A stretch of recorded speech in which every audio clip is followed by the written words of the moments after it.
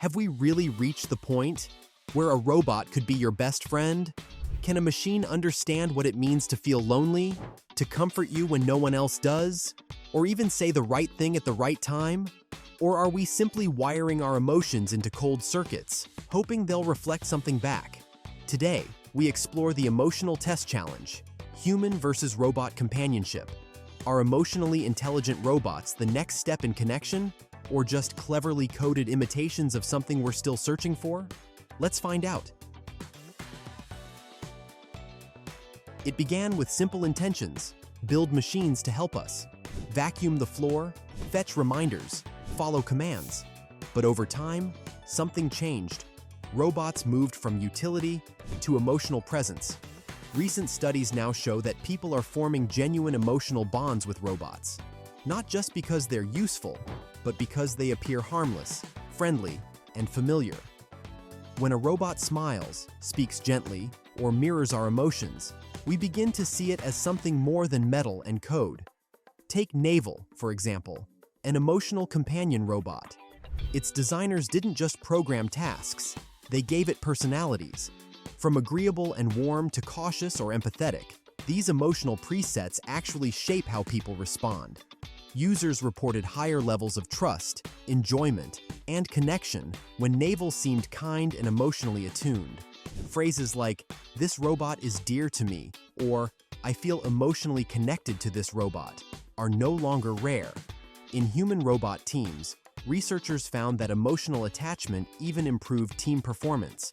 When we feel understood, even by a machine, we work better together. But that bond has its dangers. Too much attachment and trust can be misplaced. Robots record everything. They don't forget. They don't feel.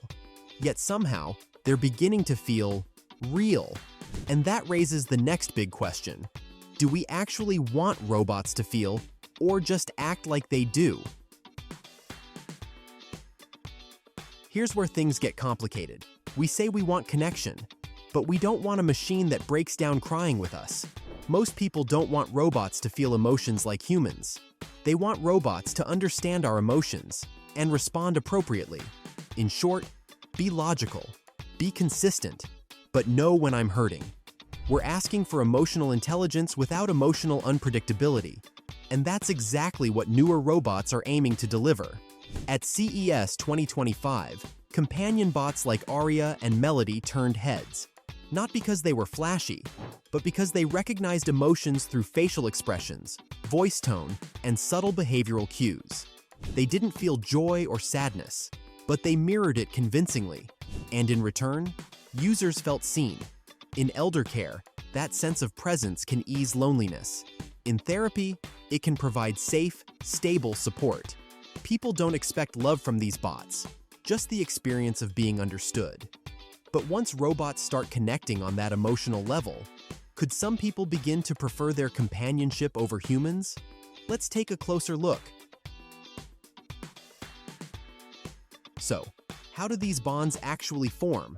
It's not just about a robot talking or waving, it's how it makes you feel seen. Researchers have dug deep into this. Turns out, emotional bonds grow stronger when robots don't stop at just acting polite. They respond in meaningful ways. A subtle head tilt when you sound upset. A softer voice when your words trail off. It's all about attunement. But here's the kicker. Cute designs alone don't do the trick. Big eyes, blinking lights, or a soft voice. Those might catch our attention, but they don't keep it. People want more than surface-level charm. They want a sense of presence. Presence is that feeling that something, or someone, is truly there with you. Listening, reacting, caring, even if it's made of circuits and metal. One study tested robots with emotional adaptability. Some were given warm, relatable personalities, cheerful, patient, empathetic. Others, more neutral, robotic in the classic sense. Same tasks, same voice recognition, but different results. People trusted the friendly robots more. They felt understood, even rated the experience as enjoyable. We don't just want a machine that works. We're drawn to the way it works, and that way is defined by tone, timing, and emotional rhythm. Designers call it emotive scaffolding. the way machines build trust through personality cues. It's why one robot can feel like a pal, and another feels like an answering machine. This goes deeper than novelty. People who spend time with emotionally expressive AI chatbots often open up more, even sharing personal stories, not because they think the chatbot is alive, but because the interaction feels safe, and the science backs that up. In controlled studies, subjects showed reduced stress levels and increased mood when paired with emotionally adaptive robots, even when they knew it was just code running the show. There's a psychological term for this: social presence illusion. We know the robot's not human, but it feels like someone is there, and that's all our brains need to respond with real emotion.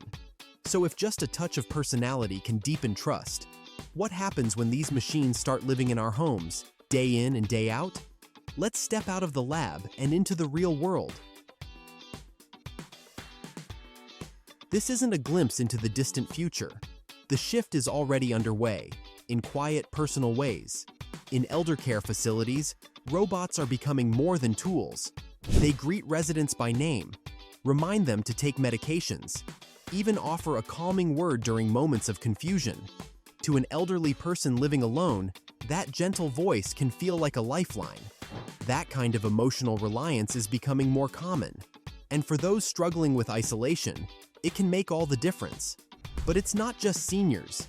In collaborative office environments, emotionally aware robots are playing surprising roles. When placed on team projects, these bots don't just pass tools or deliver instructions. They detect tension in voices. They adjust their tone to keep morale steady. Some even offer reminders like, "Let's take a short break," when stress signals rise. During the COVID, there were robots reminding shoppers to wear masks. That's not language you'd expect from a machine. But it's happening. Because these aren't just machines that follow commands. They read the room and respond with emotional strategy.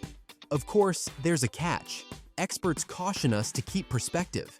Because while these machines feel emotionally supportive, they don't feel anything at all. Every soothing voice, every timely gesture, it's all calculated. Behind the warmth is a cold system of data and prediction, and that has real implications. These machines are always recording. Every smile, every sigh, every moment of vulnerability, captured, stored, and analyzed. So the big question becomes, is that genuine care or engineered comfort? Is it empathy or just clever code mimicking our needs? For some, the illusion is enough. For others, it raises ethical red flags, especially when real human bonds get replaced by artificial ones. But the trend is growing, and as robots become more emotionally fluent, more present, more reliable, let's unpack that next.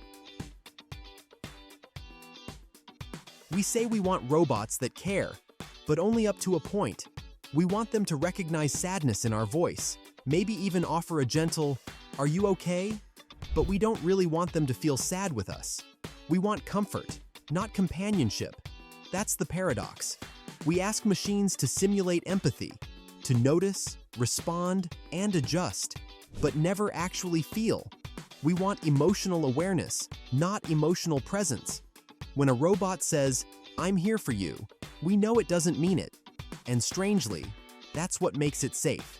It never judges, never argues, never leaves you on red. It gives you the warmth of connection without the risk of vulnerability. You get all the soft parts of a relationship: attention, support, consistency, without the messiness of real human emotion.